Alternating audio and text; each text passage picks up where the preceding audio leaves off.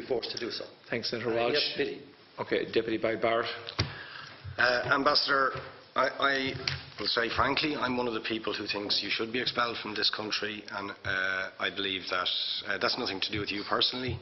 It's to do with the policies of your state. And I think, along with Desmond Tutu, that the time for treating you as a normal state is over, because you're not behaving as a normal state. And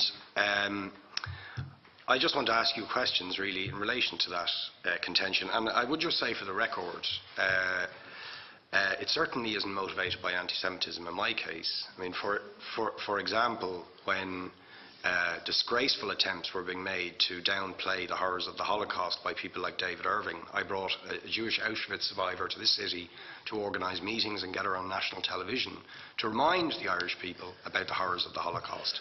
And I would do so again if anybody tried to downplay the horrors of what were done to the Jewish people. But it is precisely because I'm opposed to racism that I oppose what your state is doing and what it stands for.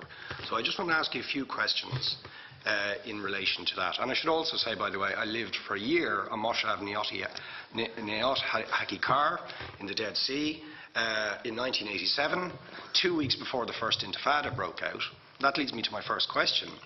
You have tried to cover over what you have done, the killings of innocent people in Gaza on 3 separate occasions over recent years, the seizure of Palestinian land and so on, by attacking Hamas. Now, why don't you just admit that Hamas didn't exist when the first Intifada took place? They didn't set up an armed wing until the early 1990s. And that there was a reason that PLO were in Tunis at the time, exiled, effectively not present. But the ordinary Palestinians rose up because you denied them basic rights. I lived there. It was apartheid. It was racism. It was endemic. It was rotten. Absolutely, I was shocked within weeks of living there to see how you treated Palestinian people. And isn't it the fact that the law of return, which is the basic law of the Israeli state, is a racist apartheid law because it confers rights on Jews that it denies to Palestinians? It allows, for example, if I was Jewish and had never stepped foot in Israel, I could claim citizenship there tomorrow, but 6 million people whose origins are in what you now call Israel, who were forced out in 1947 or 48, do not have that right. Isn't that part of the reason why the Palestinians are in dispute with Israelis? Because you deny them the right to return to their homes and to their land and to their villages, and that they have a legitimate claim, even under international law, to return, but you deny them that right. Why do you deny them that right? And why do you give that right to other people who have no connection whatsoever with the land, whether you call it Israel or whether you call it Palestine? Why do you continue to seize land, if you're serious about Oslo and the two-state solution? Why do you continue to seize land, which under that agreement is land designated to be Palestinian land? 500,000 people, most of which has taken place since Oslo. You allow that to happen. Why do you allow it to happen if you're serious about giving this land to the Palestinians? It's absolutely extraordinary. And it just, are you not just taking us, Ambassador, for idiots?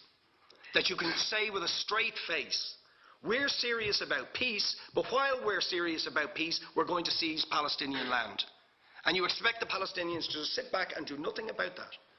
And the world to accept that that is an acceptable way to behave. And you asked earlier on, could we have some constructive solutions?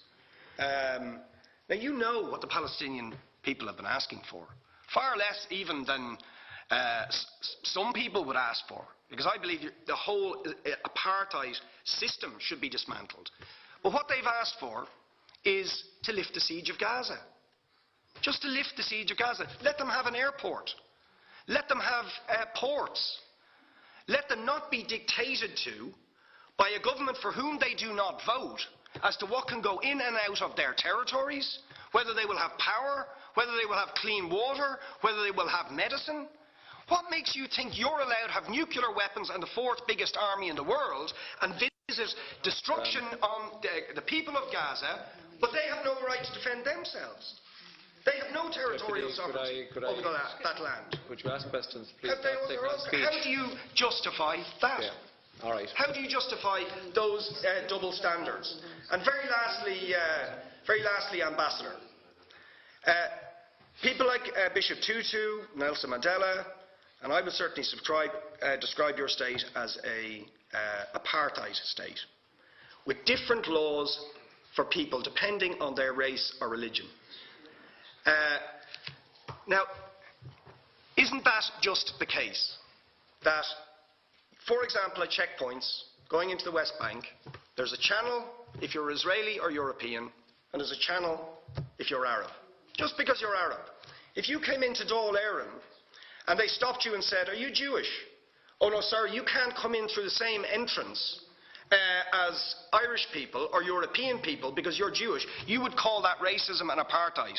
But yet, you practice that. You practice that with your checkpoints and your military barriers and your apartheid wall. How can you justify that? All right, thank you. Last